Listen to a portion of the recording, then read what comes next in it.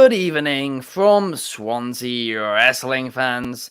I'm your host, Ben Allison, and you are listening to Wrestling Republic's daily broadcast, your one-stop shop for pro wrestling insight, news, and reviews on a daily basis.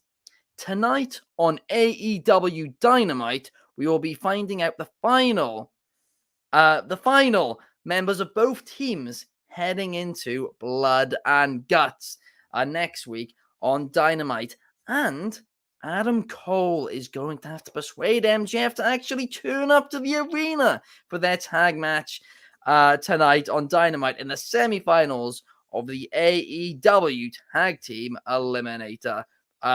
Blind Tag Team Tournament. There's so many There's so many tournaments right now in AEW that I'm getting my tongue tied about them all. But joining me to be able to discuss them and help me through this show, seemingly, firstly, we have Chaos. How are you, Chaos? Oh, a nicer introduction. Thank you very much, Ben. Thank you. Yes, I'm glad to be here. It's Wednesday. You know what that means. We're going to be talking about Dynamite, of course, as you said, and it's obviously, like you said, tournaments galore. So, yeah, it's gonna be a very fun episode to get into. So, yeah, let's get into it. Let's hope so. And also joining us to talk Dynamite, we have the Dynamite reviewer who is back from his holidays, David. David, how was the sun? The sun was very nice. Unfortunately, the Wi-Fi was not. Apologies for the lack of Dynamite and Collision reviews this week. Kobe filled in very, very nicely for me for the Dynamite review. I plan to do them. It's just, in the words of Little Britain, computer says no. But as I've managed to catch up on as much as I can in the very short space of time I've been home, I'm really excited to talk about this episode of Dynamite. And also, very quickly, it's a very, very fun week for professional wrestling this week, aside from the big two companies, because this is the week of Triple Mania. It's also the week of Slammiversary and the start of the G1. So it's a really, really fun time to be a wrestling fan now, especially away from the two major companies. And the two major companies have got some great stuff this week. They truly, truly do. There's so much wrestling. There's wrestling for everybody. 1 second. I want to make a quick announcement. Chaos? Sorry, another announcement. As you know, as me being the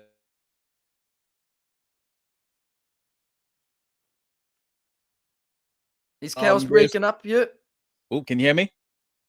Yes, we can hear you now. We can hear you. You're back now, Chaos. You're back now. Technical difficulties. Yeah. Sorry. Yeah, I don't know if you've been hearing I don't know if you've been hearing the latest news regarding your favorite drink, the Prime drinks lately. They said that there is I know it's non-wrestling related, but you know me, I'm anti-Prime. I just wanted to see if you care about this. But yeah, there's actually requests to ban the drink right now because apparently one drink has the equivalent of 6 Coke cans in the bottle of Prime. So enjoy it while it lasts, Ben. Oh no, I mean, in fairness to them, not in fairness to them, I mean that is just awful. There's no defending that.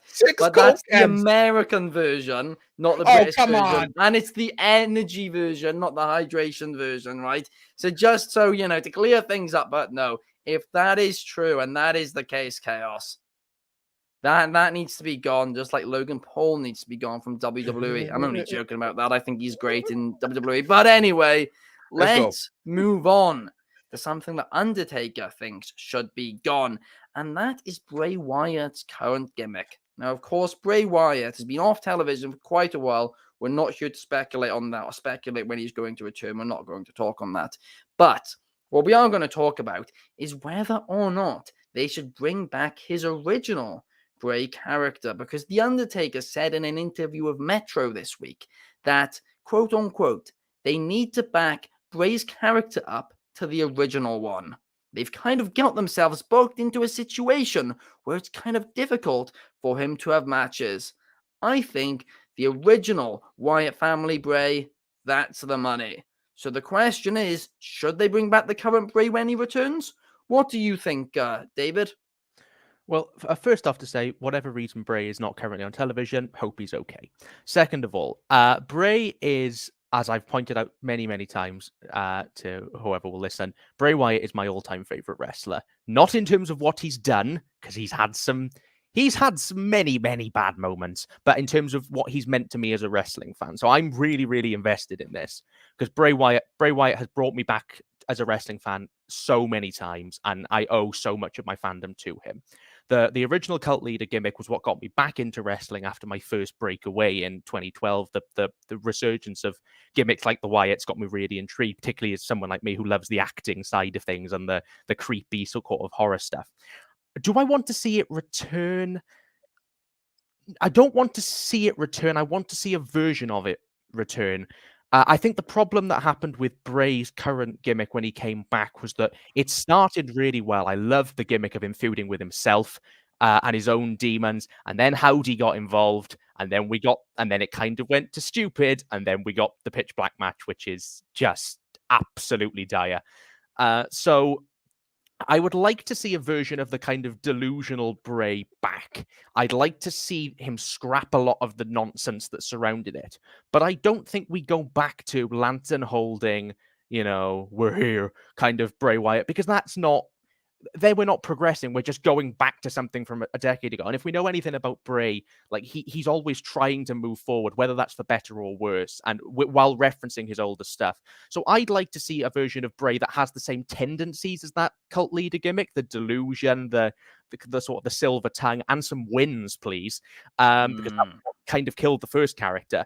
But with that kind of new modern take, I'd like to see Bray come back, get on the fans' side, become the babyface like he was before. Scrap Howdy, scrap all that nonsense.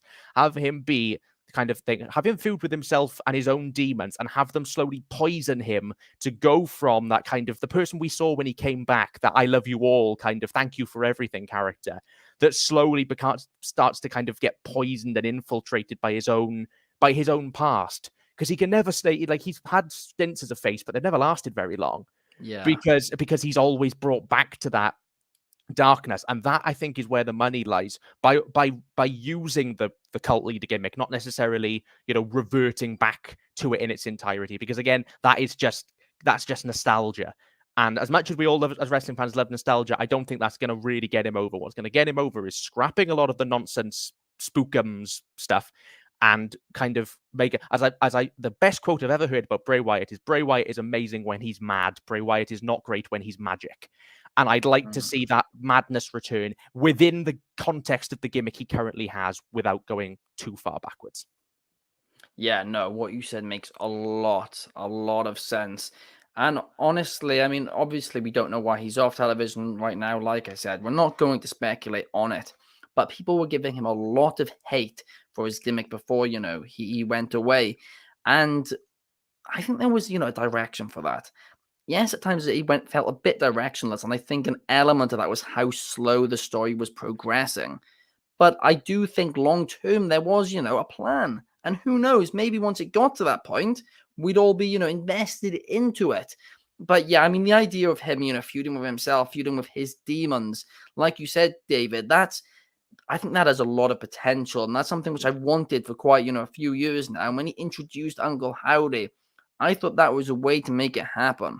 But seemingly that wasn't the case. But what were you going to say, David? I was just going to say, the mask that they had for him when he came back, that they brought in for him, the kind of even in the first few weeks, the mask he used for his debut was so cool and looked so awesome. Why they then needed Howdy? Why you need? Because Howdy looked rubbish. He looked like somebody had planted like bits of sort of a fancy dress shop all over his face with the weird prosthetics. It did nothing for me. But the original mask, the two sides to Bray, that is awesome. Yeah. That is so awesome. And that's so cool. And then the Howdy stuff felt like, again, hokum's nonsense. So I think, I would have no problem if they scrapped Howdy and gave whatever they were going to give Howdy to the man in the black mask. And have that still be, because I think the man in the black mask is an awful lot more interesting. Yeah, no, I do agree with that as well. But again, I just wish we got to see where this. Oh, sorry, something went wrong. I feel like this is going to be something which we look back on and kind of think to ourselves, that this was some rubbish storyline. And yes, it wasn't great, but perhaps if given more time, it could have been. And it's just one of those things where it's really sad, but we might never find out. But Chaos, what about you? Do you think Bray Wyatt needs to go back to his origins, into his original character? Um, it's I wouldn't say. Bray Wyatt is someone that just likes to evolve. He doesn't like to tread old waters. He definitely gives that vibe of, he's looking to try different things, it's similar to a Jericho. He doesn't like going back to old gimmicks. He likes to evolve for better or for worse. I would like to see him come back because I still enjoyed the current gimmick that he had. The entrance was great. The music was great. Everything was great. I just feel like with his prior gimmicks, obviously the frustrations with those was that he couldn't really flourish creatively. He was being hankered down from what I'm getting from it, is that he just couldn't really flourish and because obviously he was put into like these money feuds, but he never won. And obviously he got creatively frustrated, obviously, with the Fiend, and then that's when he left. When he came back, I kind of feel like he was given a bit of he didn't get the Hogan contract, but he had a bit of creative freedom under Papa H. And then obviously, but it looks like that came back to haunt him. I think he can be creative, but I think he still needs to be reined in. Like, he still needs to be controlled for it to actually make sense. Because I feel like all of this was all his idea, and they thought, obviously he's someone that has 100 ideas per minute, and he always he always wants to try something new.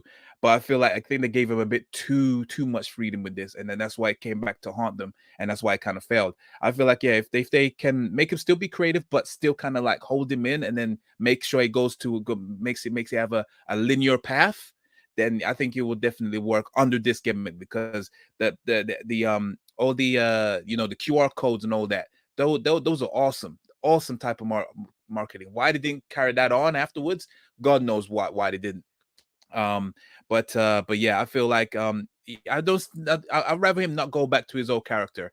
Definitely try expand on this one, but just have a more linear, more clearer path. I agree. Definitely dump Uncle Howdy, because that just went nowhere and doesn't make any sense. And that's why it's to the point where that's why we're calling for his old gimmick now. But yeah, no, I don't think he should go back. I think he should still stay with this one, and maybe even, if anything, maybe tinker more with the Fiend, because I still like the Fiend. That I still loved it. Like, storyline wise, forget all that.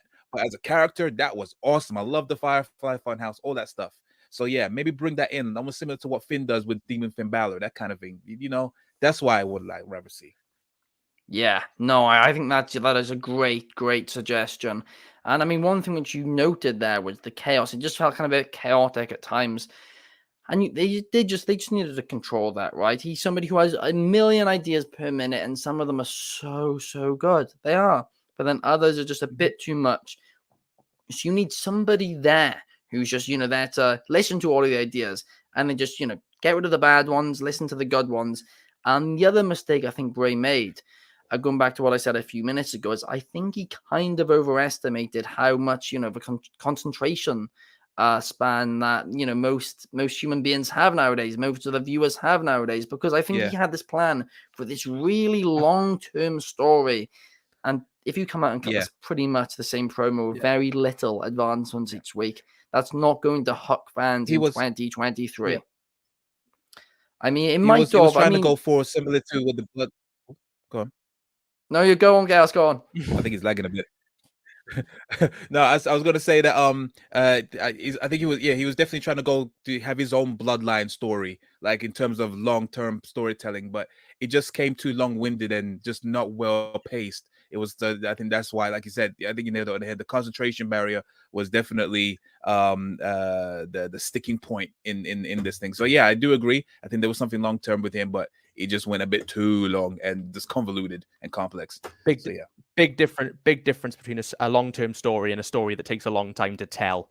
Yeah. And I think that's what Bray didn't really get in that run, was that there's a difference between the bloodline, which seemed like is advancing, and Bray's, which was, well, I've got 2 months to build to an LA Knight match. So if I just cut the same promo and add one line every week, then people will take that one line. And to some extent they did, because people enjoy doing that with Bray. But still, like, just speed it up a bit, Bray. We love you, but speed it up a bit, mate. Yeah, and the fact they took so long with it meant that people, were making theories and all of this, which were actually better than the actual storyline which they were telling. And that's something which, of course, Game of Thrones, that's the issue they fell into, that they were so long until the final season. And don't get me started on that. There was a lot of issues.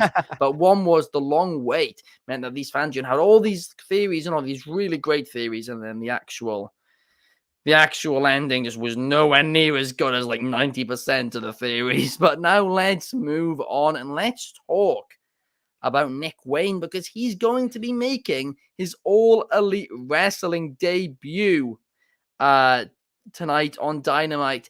And I am very excited for it, right? Because I have been watching Nick Wayne now for quite a few years, and he's always been very fascinating to me. I've always thought he's got a lot of potential. And the first time I saw him wrestle, he was only 16. Now he has just turned 18 years old, so his AEW contract is official.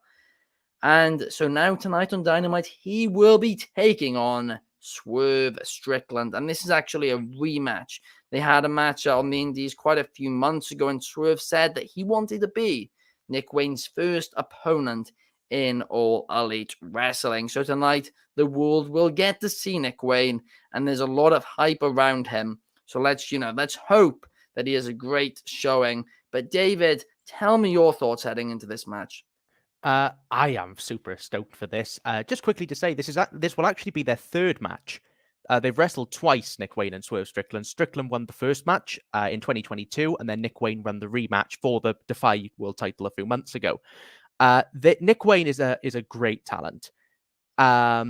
He is a very, very exciting young prospect. He is really, really entertaining to watch. I do have some sort of I don't have some kind of complaints. I have some sort of reservations. Mainly, he is still very, very young, which is of course fine because he's shown that he's great. He's a good promo. He's not a great promo right now. That's where we have the time to kind of grow.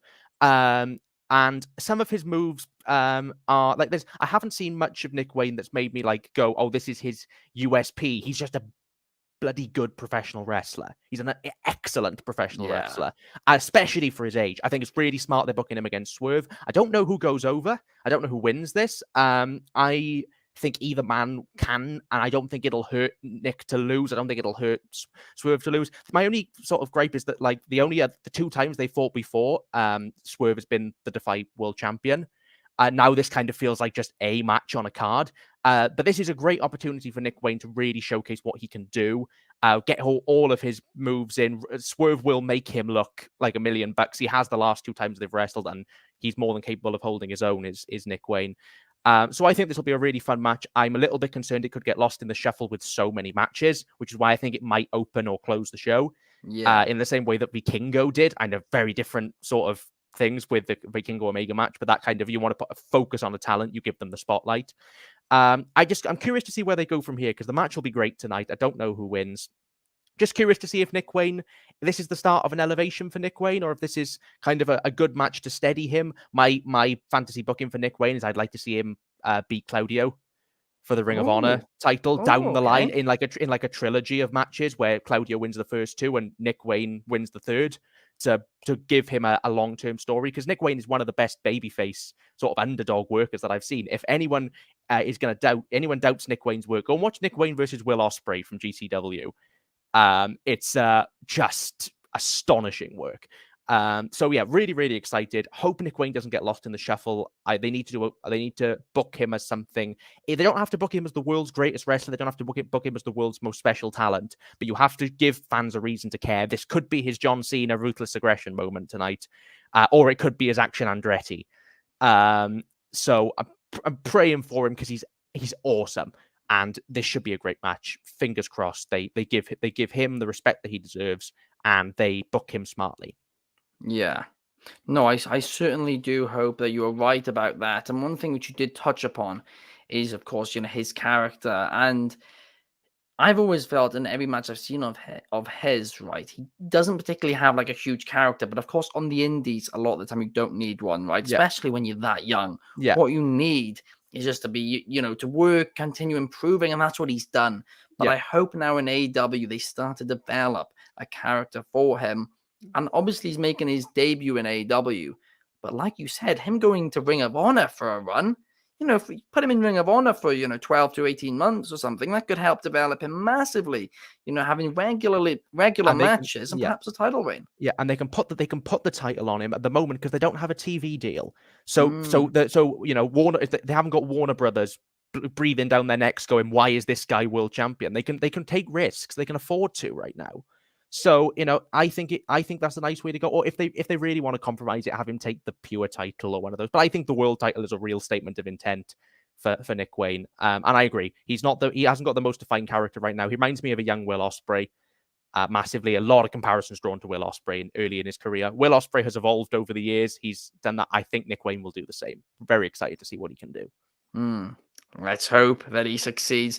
And let's hope his match tonight against Swerve Strickland will be a banger. But now let's move on and let's talk about the Women's Owen Hart Tournament, because it is the semi-finals tonight, where Ruby Soho will be taking on Sky Blue. Now, of course, we know Sky Blue is somebody who AEW have been, they've been pushing for a while now. She is very, very over with fans.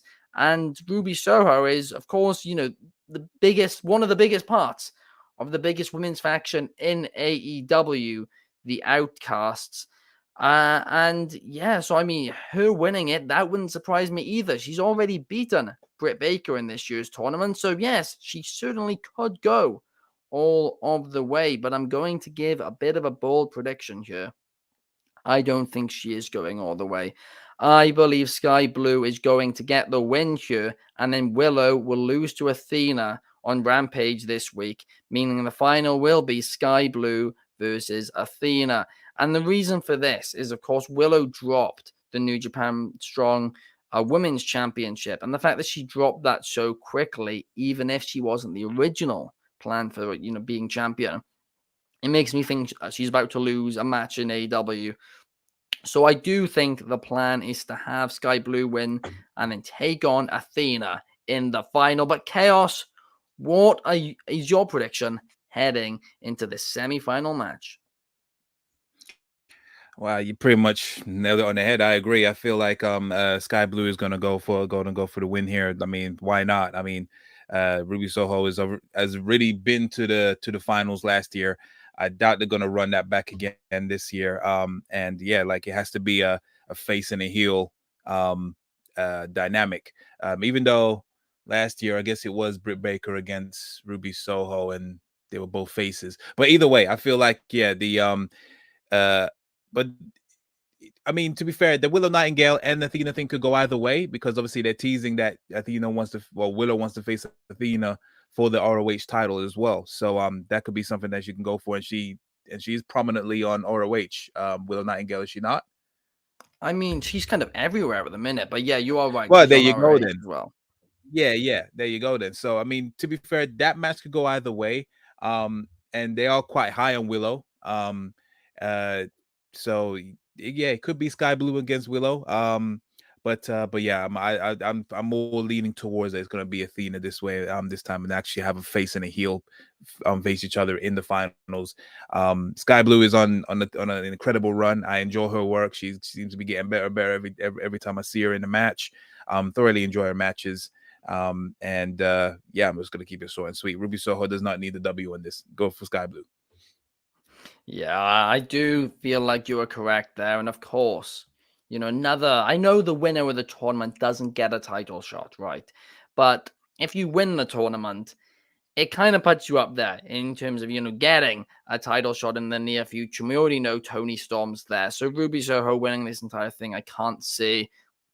Maybe the alternate route is they do go Ruby Willow, but I don't know. So soon after losing a championship, if Willow's going to be in contention for another one. But now, talking of champions, let's talk about the AEW International Championship. As the international champion, Orange Cassidy will be in action tonight on AEW Dynamite as he is competing in the AEW Blind tag team tournament, as he will be teaming with Darby Allin versus Sammy Guevara and Daniel Garcia. And this is a match. Oh, I love it. Remember the dance. Sorry. Chaos loves Daniel Garcia's dance. He just loves it. He I doesn't love stop him. going on It's so about good. it. But yeah, I don't know which way this match is going to go. It truly could go either way. And I mean, that makes it fun, to be honest with you. I'm not complaining about that. But these are two teams which were very obvious going into this tournament. It was like, this is just blatantly isn't random. Orange Cassidy and Darby Allin have been teaming together recently. And Sammy Guevara and Daniel Garcia, well, they're part of the same faction. So it kind of is the two obvious teams going up against each other here. But here's the thing. I think it's going to be MJF and Adam Cole in the final. And I think they're going to be, portrayed as the baby faces in the final. So for that reason, I'm going to predict that Sammy Guevara and Daniel Garcia get a victory here. But David, give me your thoughts. What do you think heading into this match? A nice bit of fun difference of opinion here. I think Orange Cassidy and Darby Allin will win this. And I think the only reason I say that is just because I think Darby and Cassidy versus MJF and Adam Cole is more fun than Cassidy and than MJF and Adam Cole versus Guevara and Daniel Garcia. Sorry to Brian Cage and Big Bill. I think you're a great team, but you ain't winning that one. I think MJF and Adam Cole will win regardless. Will win the tournament, I should say, and go on to fight FTR. So this match comes down to kind of who I would see as a more fun opponent for them in the finals. You certainly could do Guevara and Garcia. I said if you want to portray Adam Cole and MJF as the faces, but I think they seem to be telling the story from what I was able to catch of Dynamite of the kind of start of the the further crumbling of the JAS with Jericho and Callis and all of that stuff. So I think that and also we have Garcia who's a heel and Guevara who's a face currently. So yeah. I could see them losing here and going through a bit of an identity crisis and kind of using that as the way to kind of split them and let Guevara go off and do his whatever face things he's doing and let Garcia go off and do his dance as a heel. But I think it'd be a great match for great workers who can do great work.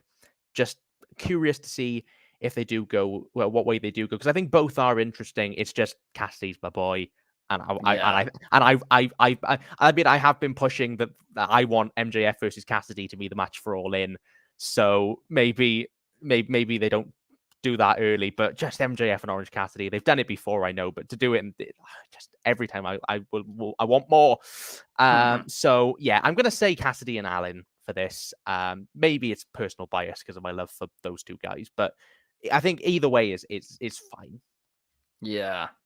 No, I mean that's true. I mean, they're in a situation here, right, where obviously people are going to cheer MJF and Adam Cole, but then also some people will probably boo MJF and Adam Cole because, they don't like MJF, very understandably so. So it is a situation where it's like, do you put a heel tag team against them, a face tag team against them? So it could go either way. It absolutely could. I mean, Sammy Guevara and Daniel Garcia, obviously, like you touched upon, Jericho's teased the end for the JAS. And I kind of feel like I don't think that that's going to be what's going to happen. I think it's just going to be the JAS kind of turn face, right? So I don't know if, perhaps Daniel Garcia's dancing alone will turn him into a face. But we'll have to wait and see. I mean, Chaos loves the dancing. You can see him there going for it for our video watchers. But yeah, it's honestly, I'm loving Daniel Garcia adding a little bit to his character. I've got to say, I'm done with the JAS now. Yeah, to be honest, and I actually like every single person involved. And my only concern with the breakup of the JAS is how much it would hurt Matt Menard and Angelo Parker. Whereas, because they are so linked to Jericho, Daniel Garcia will be fine on his own. Guevara will be fine on his own. I think even Anna Jay will be fine because I think Anna Jay's going to go with Jungle Boy. I think in a break because I'm not wrong to say they're dating. No, they've been dating for a very long time now. Yeah. That's fine. But from Jungle Boy's promo, I think they might put them together as another Tay and Sammy act if Tay's not going to be on television. So I think this will be this. I do think this will be the crumbling of the JAS. But I love how I love how you forgot about Jake Hager. Do you know what? Thank you, Chaos. Jake Hager can find another funny hat. Go. He loves his hat. Go to Ring of Honor, Jake. You'll be fine down there. Yeah. I don't care about you. Sorry, Jake. Fair enough. I mean, I honestly thought they had some big plans for Jake Hager at the start with AEW, and that surprised me at the time. But obviously, nothing came from it in the end. I think his big plans were to sit in catering. Really nice. Really enjoying his time sat doing nothing. He was the big signing on the first Dynamite. Yeah, he was. It was hilarious. That was the big, the big debut.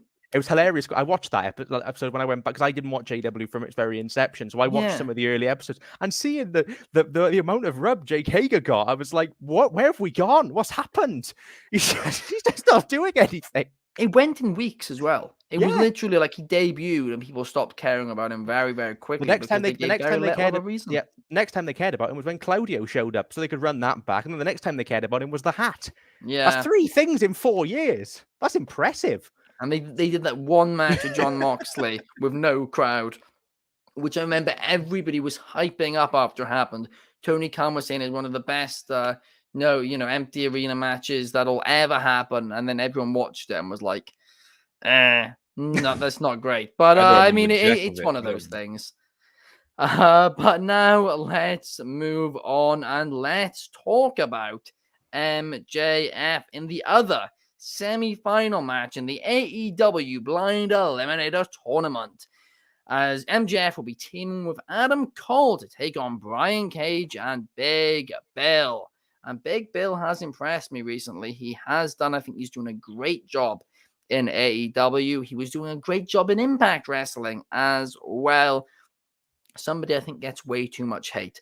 But let's focus real quick on MJF and Adam Cole, because MJF took to Twitter earlier this week to say that he wasn't turning up tonight because he's unwell. However, Adam Cole told him, "No, you're turning up," and MJF went, "What, is it only cool when you do it?" And that was brilliant. I loved that tweet. I found it very funny. MJF, just hilarious. Love everything about this storyline. Obviously, he will turn up tonight. Him and Adam Cole, I think, will get the victory. I think it's just quite obvious. But I'm really interested to see, where it goes from here.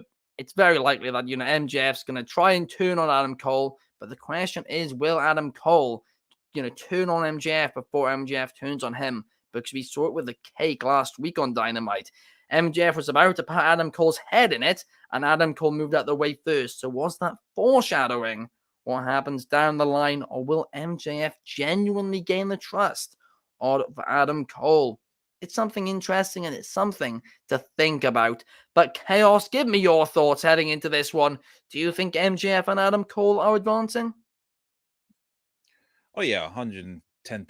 They have to advance. I'm sorry, I as much as I like Brian Cage, Big Bill does nothing for me. I think the only time he was actually relevant or was actually interesting was when he was with Enzo.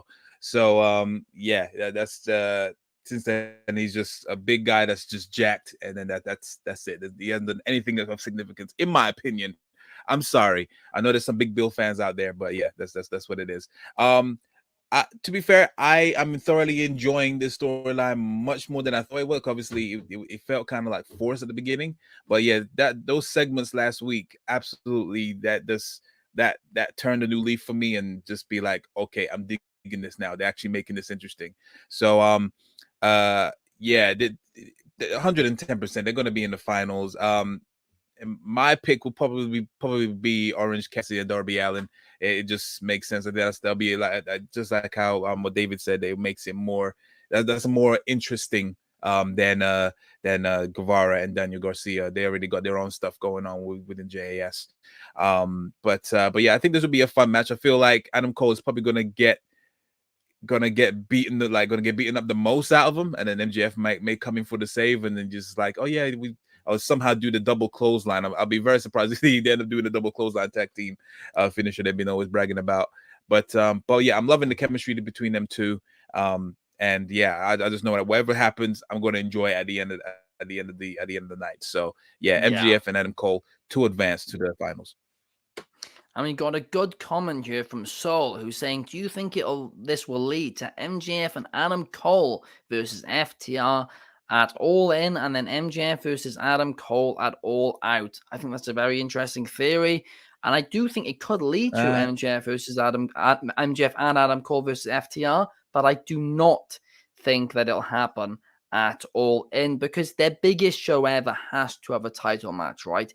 This show is going to introduce so many fans to All Elite Wrestling, so no way can it not have, no way can MJF not be defending that AEW Championship gold at that big show. But could maybe MJF and Adam Cole happen? Maybe, but we'll have to wait. We'll have to wait and see, really. And it's too soon.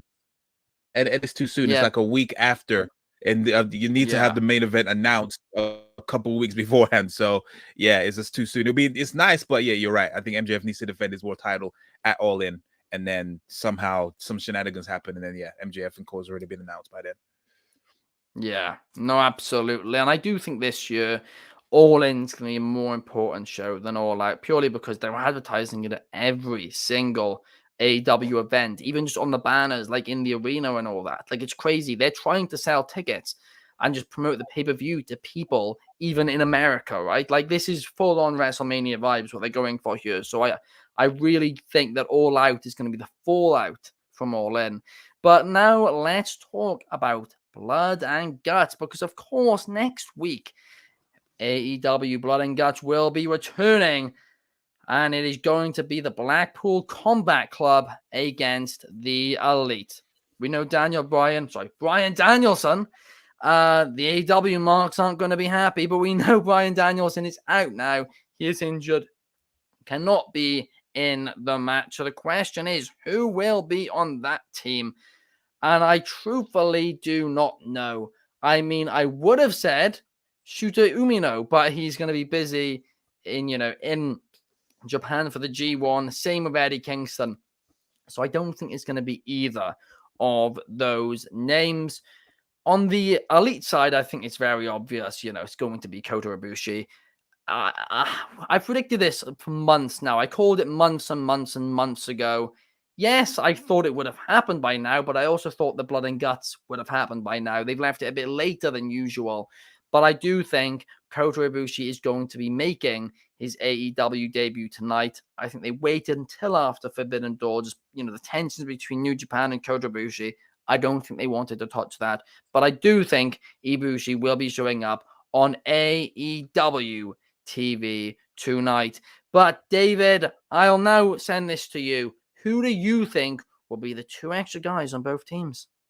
Well, we'll start with the Elite, because as you alluded to, Ben, I think this is the easier one to predict. Kenny Omega has all but confirmed that it's Kota Ibushi. Yeah. He's cut promos after Dynamite where he's essentially gone. Do you remember when Young Buck said that I'd gone somewhere that wasn't there? Well, I went to Japan for one of my closest friends. They can't be doing any more winking if he physically tried.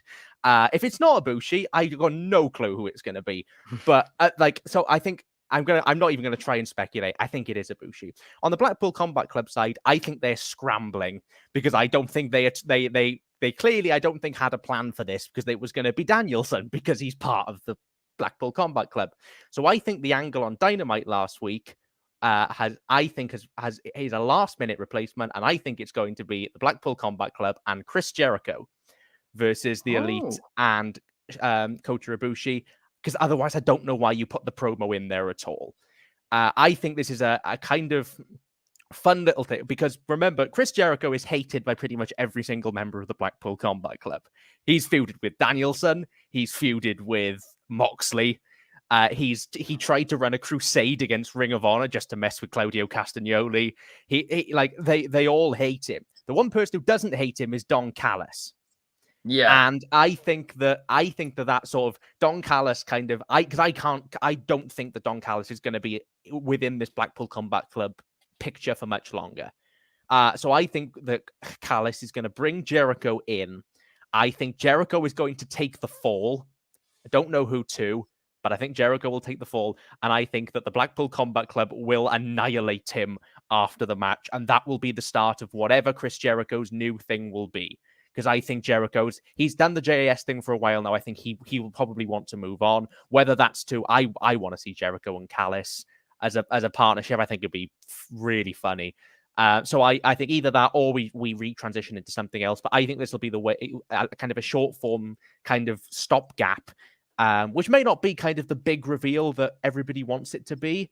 But again, as I said, why do the promo last week if it's why have Callis and Jericho interact at all? Yeah. If it's going to be for nothing, and whether that's the way that you move Takeshita away from Callis, perhaps, and move Takeshita into the Blackpool Combat Club as more of a permanent fixture. I don't know what they're going to do, but I think Jericho is a fun entrant. He's been in the last two, so as kind of it makes sense for him to be the third guy. So for him to do 3 in a row. I think Jericho will be fun in Blood and Guts because he's a really entertaining presence. So my guess is Kota Ibushi and Chris Jericho. Those are some great guesses, and I think you might be on the money with both of them. I honestly didn't even think about that, how you presented it, but I do love it. The one change I would make is after Jericho gets beaten up, right? He's not officially aligned himself with Don Callis yet. Don Callis goes to him the next week and is like, me and Takeshita can protect you in all of this against the Blackpool Combat Club. And then he just goes, no, I'm doing this alone. And he becomes a face, and he just does, his own thing as a face for a little while to potentially finish out. I was going to say, could that be the road to retirement for Jericho? Yeah, I think so. Getting on a bit now. Yeah, he really is, and he's done amazing for his age. But what about you, Chaos? Who do you think the 2 mystery guys are? Well, yeah, I mean, it's like you said, it's pretty much clear as day who is going to be. I mean, especially how David actually portrayed it. So I'm going to say an obvious one, and I'm going to go totally outlandish with my second one. So the first one for the Elite, I feel like it's more than likely it's going to be Kota Ibushi. It's, the way they built it up, it can't be anyone more, anyone less. And it's something that's been building up for a long time to be in AEW, and why not? They're trying to sell this show in Boston, so that's the best way to do it. On the BCC side, like I said, I'm going to go outlandish. I'm going to say CM Punk. Wow. Simply because, obviously he has offered to go on Twitter. He has offered on Twitter that his services, and they were I don't know if they were politely or just obviously turned down. So you'd be like, okay, cool. If you don't want me to join your team, then screw it. I'll face you guys. Why not? And then finally, you get to see what happened at Brawlout in 4K in front of on the ring. So I don't know who would take the fall in that. I don't think Punk would take the fall. Hell no, he would never take the fall.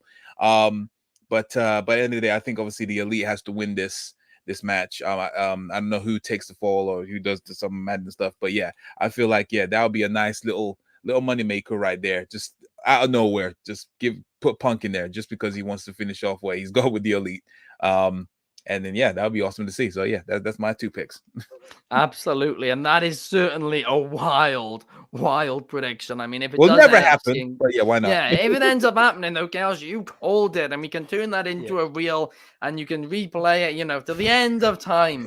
But I mean, I'd love for that to happen, but I do think David's choice of Chris Jericho is probably going to be who it ends up being, Jericho being a 3rd consecutive Blood and Guts match. But I'm excited for this. I absolutely am. I'm excited to see who's going to be tonight. But then this time next week, I am going to be hyped beyond belief for that Blood and Guts match. I'm excited. I truly am. But that brings us, guys, to the end of the show. Before I wrap things up quickly, a couple of cheap plugs. Firstly, Take It to the Table. The next episode will be available tomorrow. Is that right, Chaos? Yes. We're going to be doing we're doing our top 10. Well, myself, former contributor of Wrestling Republic Soul, David, as well as Drizzy. We're all giving our top 10 best matches of the year so far, and we're covering all promotions as well as our top 5 worst matches of the year. So be sure to look out for that tomorrow evening. Controversial one, I'm sure it is. But also head over to WrestlingRepublic.com if you want to see my latest piece on Von Wagner and why he should be WWE's next top dark character. A bit of a weird shout, I know, but go and check it out to see why. But thank you guys for watching. Please leave a like, comment, and subscribe, and a cheeky 5 stars on Spotify. And we'll be back here tomorrow, latest start time, 11 p.m. UK. That'll be 6 p.m. Eastern and 3 p.m. Pacific. See you guys tomorrow. Primal Bleach